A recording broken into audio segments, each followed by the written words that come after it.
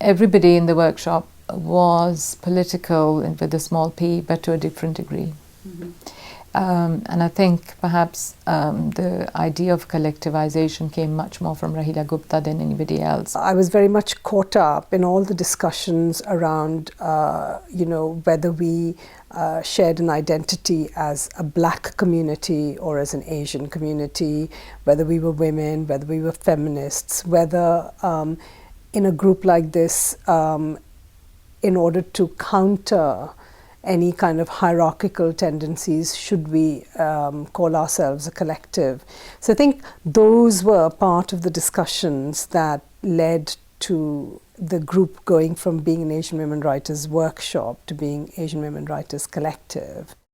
Recently talking to Ravi and Ruxana, I realized, not having recognized that myself, that they thought my influence was political, or perhaps even excessively political, as they might describe it.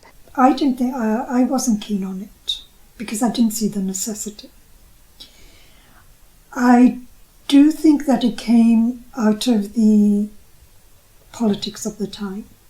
I feel the collective grew quite organically out of the workshop. There was a kind of transition from being a workshop into becoming something else when we started as a group of women thinking, how do we want to be structured? What are the values around which we want to cohere?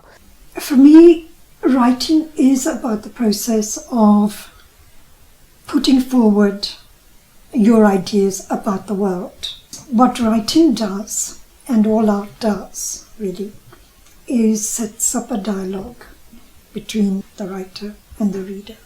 The reader doesn't have to accept what the writer says, but at least you have this process of an idea being put forward and thinking and consideration being done about it. So therefore, the political process is occurring anyway. And so therefore for me, in hindsight, it wasn't necessary for the collective to become a collective.